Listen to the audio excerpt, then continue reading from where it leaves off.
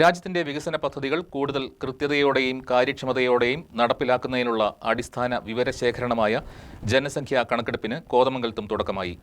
കൃത്യമായ വിവരങ്ങൾ നൽകാം, രാജ്യത്തിന്റെ വികസനത്തിന് കൈകോർക്കാം എന്ന സന്ദേശത്തോടെയാണ് സെൻസസ് പ്രവർത്തനങ്ങൾ ആരംഭിച്ചിരിക്കുന്നത്.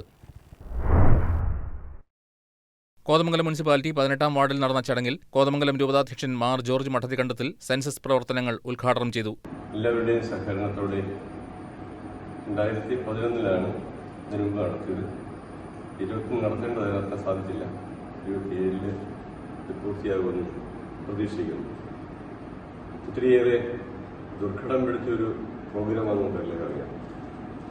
എളുപ്പമല്ല, പക്ഷേ ആധുനിക സംവിധാനങ്ങൾ ഉപയോഗിച്ചുകൊണ്ട് നമ്മുടെ ജനങ്ങളുടെ സ്ഥിരവിവര കണക്കുകൾ ഡേറ്റ കൃത്യമായിട്ട് എടുക്കുവാനുള്ള സംവിധാനം ചെയ്തിട്ടുണ്ട്.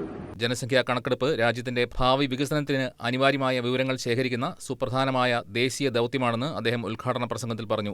കൃത്യമായ വിവരങ്ങൾ നൽകുന്നതിലൂടെ ഓരോ പൗരനും ഈ ദേശീയ യജ്ഞത്തിന്റെ ഭാഗമാകണമെന്നും അദ്ദേഹം അഭ്യർത്ഥിച്ചു. കണക്കെടുപ്പ് ഉദ്യോഗസ്ഥർ വീടുകളിലെത്തി വിവരങ്ങൾ ശേഖരിക്കുമ്പോൾ പൊതുജനങ്ങൾ അവരുമായി സഹകരിച്ച് ആവശ്യമായ വിവരങ്ങൾ കൃത്യമായി നൽകണമെന്ന് വാർഡ് പ്രതിനിധികൾ അഭ്യർത്ഥിച്ചു. തങ്ങളത്ത് നടന്ന സെൻസസ് നടപടികൾ കൗൺസിലർ മിനി മാത്യു ഉദ്ഘാടനം ചെയ്തു.